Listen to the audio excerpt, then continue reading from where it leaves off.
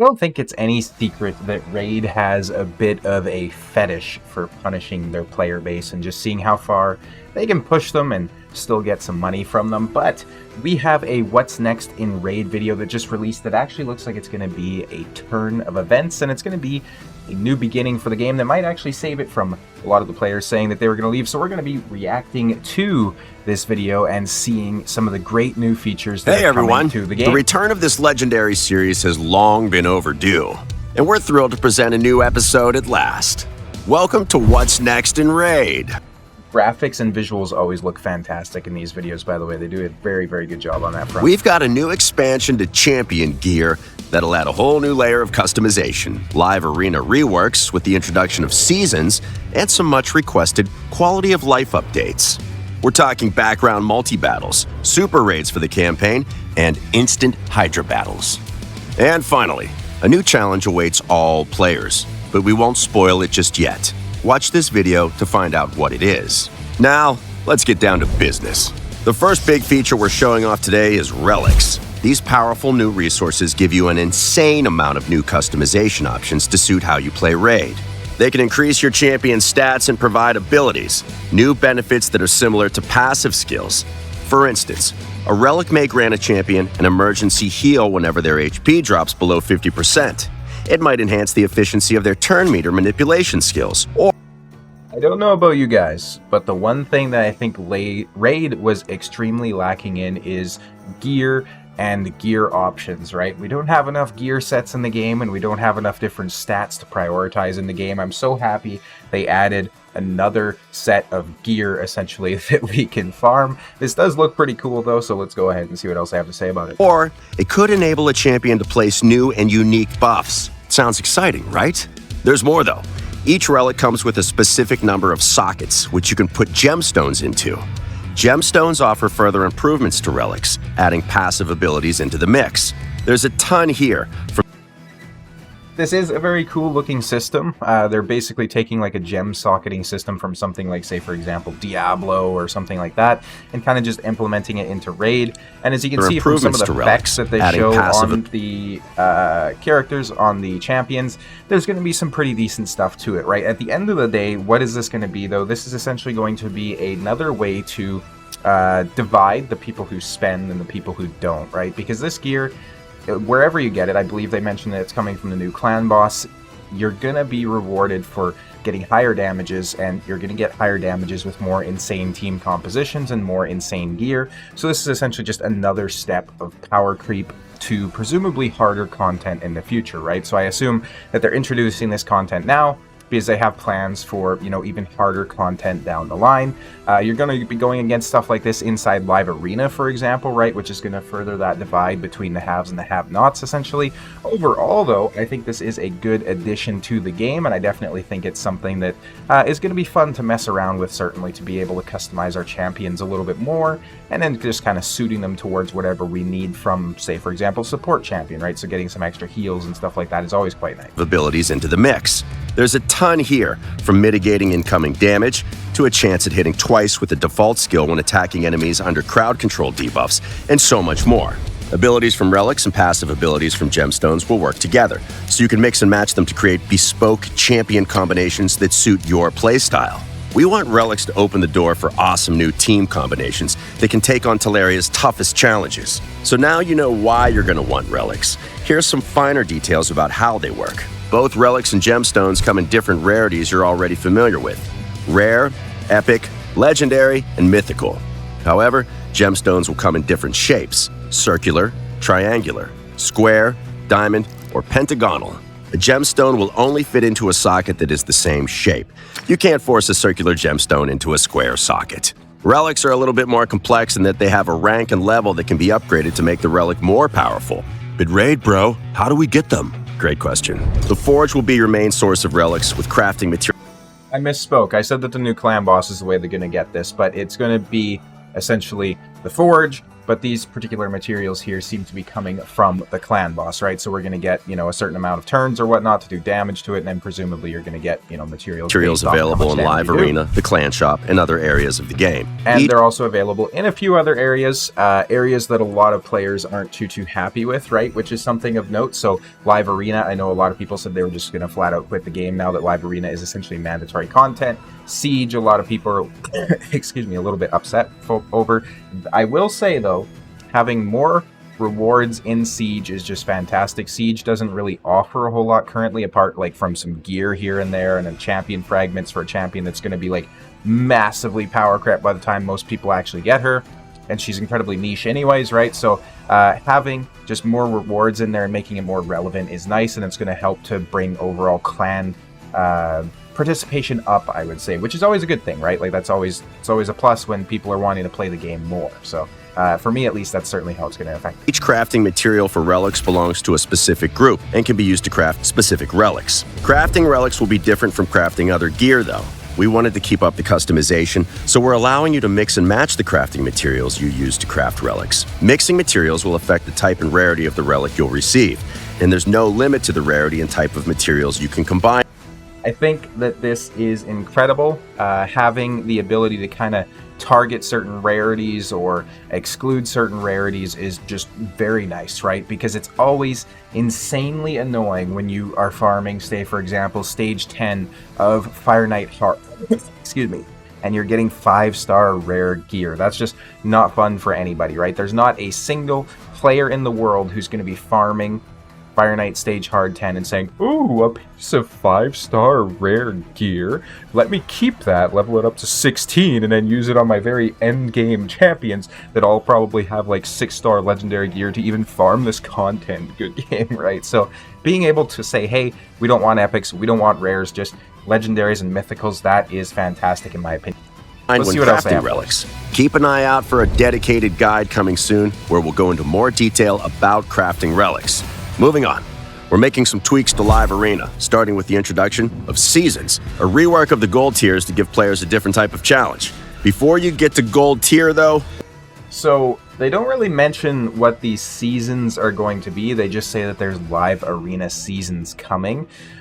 So presumably it's going to introduce some sort of extra challenges or something like that into the game.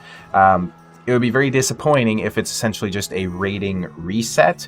I think that would be probably the worst way that they could potentially do this, but based on what they said, it's very possibly the way that they're going to do this. So if we look at, for example, Watcher of Realms, their arena system, it basically rotates through 3 different seasons, if you want to call it that, where you have like an AoE arena. So it's a tower defense game, and you basically have to, defeat certain types of enemies. So you have AoE, you have air-based enemies, and then you also have single target damage. They all have their own resistances and stuff like that, right? So it'd be very interesting to see in Raid if we could have like a no void champions or no mythical champions or those sorts of seasons, right? And just mix it up a little bit. At the end of the day though, considering that people are spending so much money to acquire these champions, I highly doubt that Raid is going to minimize how much they can be used in certain content, even if it's just for a week or whatnot.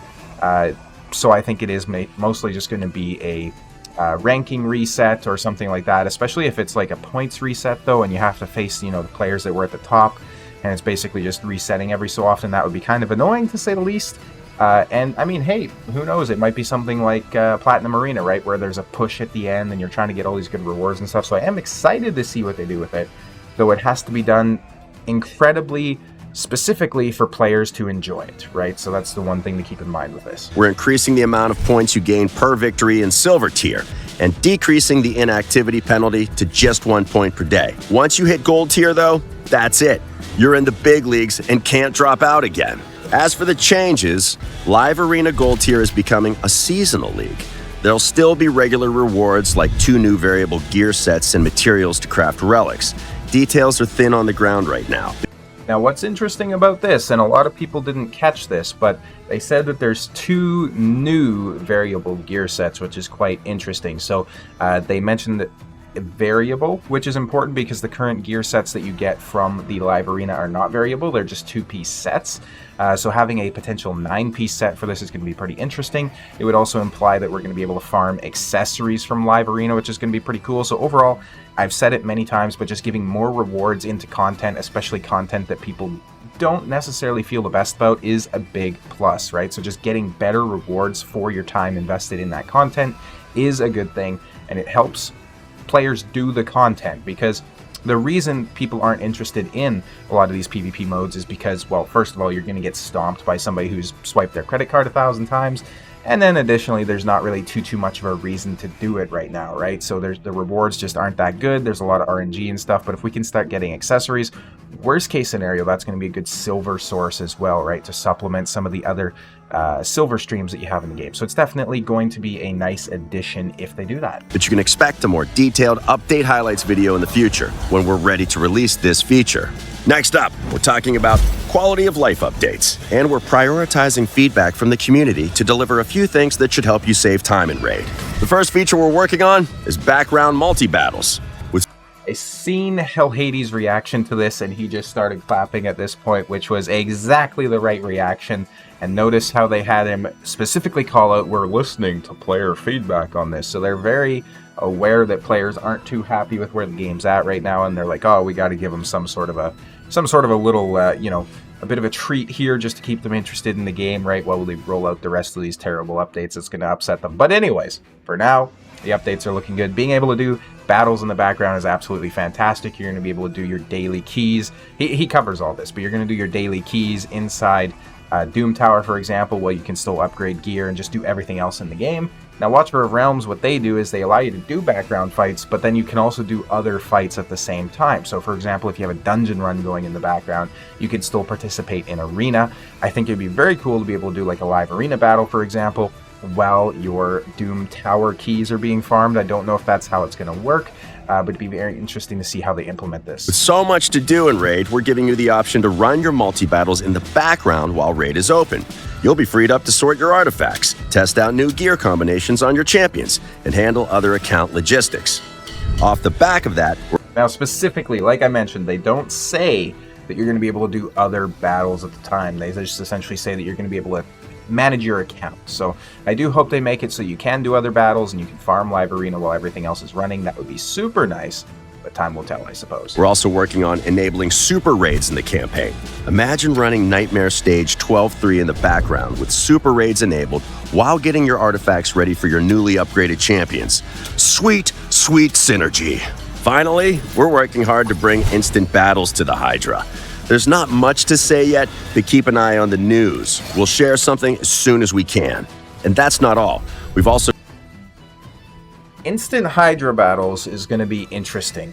It has to work off of your highest key, and it just replicates like your last week's key or something like that. And the reason for that is I have a Hydra team that I use on Nightmare that when I do it manually, I'm hitting like, anywhere between 150 to 400 million, essentially, just depending on the RNG and how many times I'm willing to reset that week and try again. That number, when I do it on auto, is going to be anywhere between like 20 to 70 million, because for some reason my champions just have 2 brain cells fighting for 3rd place when they do things on auto. I'll be doing that run and I'll get myself to like 150 or 200 million, and I'll put it on auto and they're dead within the next 8 million damage. It's absolutely insane. So unless there's a lot of fixes to the Hydra AI, and just when champions use skills, who they're targeting, all those sorts of things, it's not going to work very well. And it's essentially just going to be a lot of re-rolling, I would imagine, to try and get a good result, which, I mean, hey, if that's your thing, go for it. But I think at the end of the day, as it stands currently, a lot of people are still going to be doing their keys manually anyway. So got a rework of the market, improvements to gear upgrading and auto selling, and more coming soon, so stay tuned. And now comes the time to meet the star of today's episode. Please welcome the one and only, the Chimera! The Chimera is Telleria's 3rd clan boss, and its den is a Dane. This guy looks absolutely badass. They took a classic mythical sort of being, a mythical enemy that you could fight, and they made it all their own, essentially, with the look and everything like that. It is so cool. I'm very happy with this, actually. The design is very, very cool. Dangerous place for would-be heroes who go in search of treasure. First things first. This isn't anything like the Demon Lord or the Hydra clan boss fights. In fact, it's not like anything we've ever done before, but more on that later. Our hard-working artists and modelers spared no time or effort making this monster of mythical proportions come to life. They had to do 4 times the work too, as the Chimera has 4 forms it'll cycle through during the fight. There's the Ultimate form, the Ram form, the Lion form, and the Viper form. Each form comes with awesome visuals and its own set of unique skills which will require a special approach to handle. Here's how it works. The fight always begins with the Chimera in its ultimate form, and it will change forms every 5 turns on a preset rotation. You'll know. This is so nice. Changing every 5 turns on a preset rotation is the best way, or the best thing they could have possibly done for this boss. One of the most annoying things is when you're in a Hydra battle and you kill a head and a random head pops up and you don't really have a way to deal with it, and you're hoping that it wouldn't show up in your run, but it did, like right off the start, or even worse when you're like at half an hour deep into your key. The other annoying thing is when you're fighting fucking Amius and he switches at a random time that you didn't expect him to and just wipes your team or heals or something really annoying like that, right? So having a 5-turn switch into the version that you know is coming and you know how to counter, so you can have specific cooldowns ready, is so good. And I don't think anybody expected them to actually implement it like this and remove a lot of those RNG fests from it. So that is absolutely fantastic. It's definitely going to mean that there's a lot more of a skill element to it, and you're not just praying to RNGesus, right? So this is absolutely fantastic. Big props to whoever came up with how to implement this into the game. Know exactly what's coming and when, so you can prepare accordingly. We also didn't want this fight to drag out, so after 65 boss turns, the Chimera will escape, ending the fight. What makes this fight really stand out against the other clan boss fights are the trials. Each of the Chimera's forms, except the ultimate form, has 9 unique trials that can be completed, broken down into 3 difficulties: easy, normal, and hard. You'll have to do different things to complete them, like placing a certain number of debuffs on the Chimera within a set number of turns. This is very cool as well. As you can see, you get some extra crafting materials from doing this as well, so I do think it's certainly worth the extra challenge. The boss is essentially going to power themselves up a little bit based on how many of these challenges you do too, which is pretty cool. So just having dynamics to it and having it so players who can do this can push themselves a little bit further, right? Excuse me, is going to be fantastic.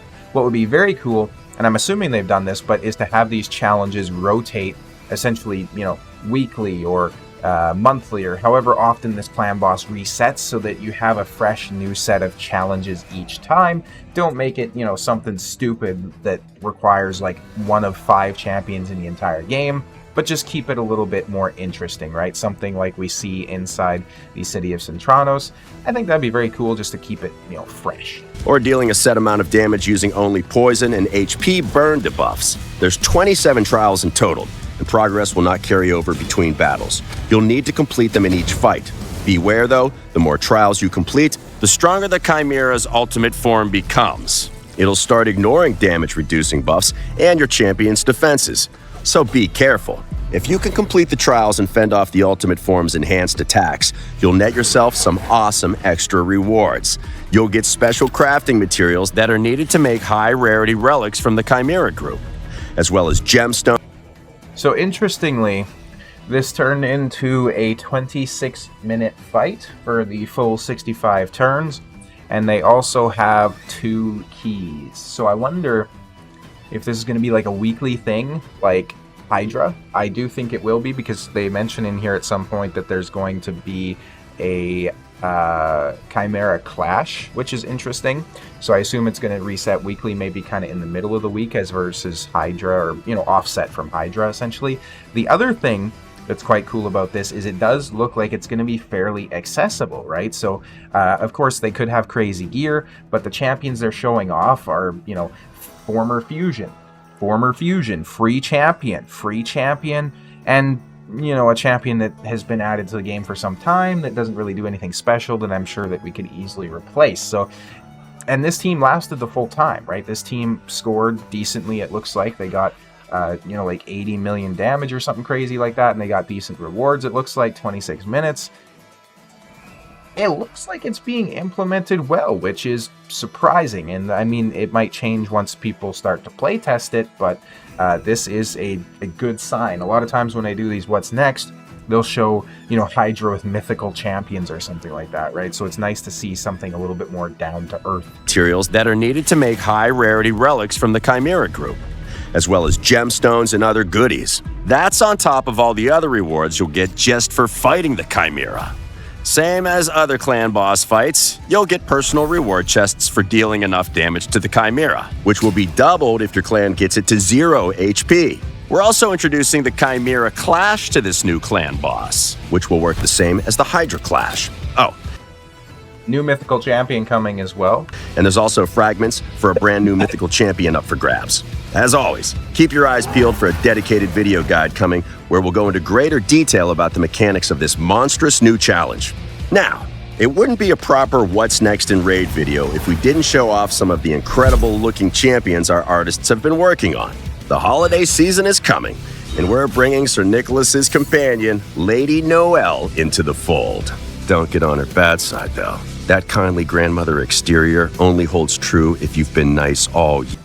I am guessing that this is probably going to be our Christmas fusion. Could be wrong about that. That's just my guess, though. Bells the Reckoner will drop by the holiday celebrations as well, but be sure to watch your presents closely when Talaria's own version of Krampus is around. There are more champions to join them, and we have no doubt they will find a suitable place on your rosters. Whew, man, that was a lot to cover. Thanks for joining us, and we hope you're excited about these changes and updates coming to Raid in the near future. Absolutely badass. Like, this looks so cool, in my opinion. I'm assuming, based on his kit, that he's probably going to have some sort of bleed or leech or something like that, which would be pretty cool. But like, this just looks insane. Like the video, hit subscribe, and let us. And that does it. That is essentially the update notes that we have coming. I am very excited for this. I'm curious to hear everybody else's thoughts, of course, down in the comments below, though. As always, thank you guys all so much for watching. I'll see you next time.